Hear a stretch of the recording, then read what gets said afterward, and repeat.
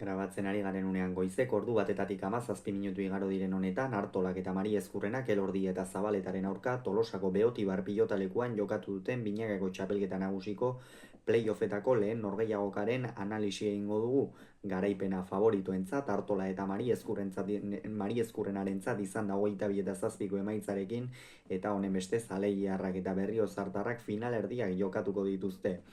Elordik eta Zabaletak berriz beste aukera bat izango dute igandean, baina Aitor Elordi jada jakinarazi du ez duela jokatuko. Gogoratuko dugu aurreko jardunaldian Artolak ez zuela jokatu, Mari Ezkurrenak Urrutiko etxearekin batera jokatu zuen Salaberria eta Errezustaren aurka inolako eraginik izango ez zuen norgehiagoka, Bilboko Bizkaia pilotalekuan, eta bertan 22 eta 11 irabazi zuten. Elordik eta Zabaletak zerbait bazuten jokoan, hau da 14 tanto egin beharra zeuzkaten bai edo bai, bi bala edukitzeko finalerdietara sailkatu ahal izateko, eta Jaka eta Eskirozen aurka 22 eta 21 irabazi zuten. Partida hasiera oso gogorra izan da. Bi atzelariak epelak ematen ikusi ditugu, batez ere Jon Mari Ezkurrena, ikusi da jada eskuak erabat errekuperatuak dituela, ez zuen txapelketa oso erregularki hasi, baina gerora bere maila berreskuratzen joan da, eta gaurkoan sekulako erakustaldia eman du, ez jotzen bakarrik defentsan ere oso fin aritu da, eta gainera pilota jeitsi behar zirenean eta aurkariari min egiterako garaian ezin hobeto aritu da Jon Mari Ezkurrena. 9 eta 7 geratu dira, egia da hor 9 eta 4 ere urrundu direla Artola eta Mari Ezkurrena, hemen esan bezala Jonek atzean asko dominatu du, Iñaki aurrean, egia da aurrelarientzat partida hasiera ez dela bat ere erraza izan, batez ere atzelariak epelak eta bi ematen ari zirelako, baina euren unea itxaroten ari ziren.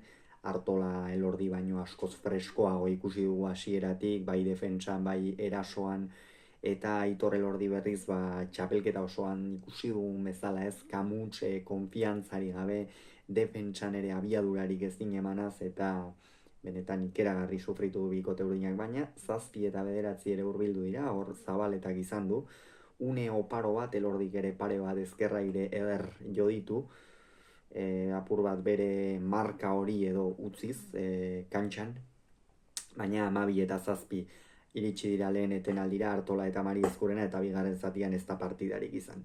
Bai Elordik eta bai Zabaletak eskuak txikitu egin dituzte, ikusi besterik ez zegoen nola Jose Javier Zabaletak eskuinarekin behartuta jotzen zuenean erabat bultzak aiotzen zuen, Aitor Elordik ere ikusi dugu eskuinarekin ezin luzatuz eta ezin bizi jozi ibili dela, eta berdean jartzera joaten zen soilik, eta Artolak eta Mari Ezkurrenak eskuak bikain zituzten, ondorioz 18 eta 7 iritsi dira bigarren zatira, eta azkenerako 22 eta 7 ez dute tantorik egiterik izan, eskuak txikitu dituztenetik Elordik eta Zabaletak, eta benetan porrot mingarria eurentzat. Aitor Elordi jada jakinarazi du esan bezala igandean ez duela jokatuko, ikusiko dugu ea aspek ze autu egiten duen hor, izan ere beste aukera Javi Zabalarena da.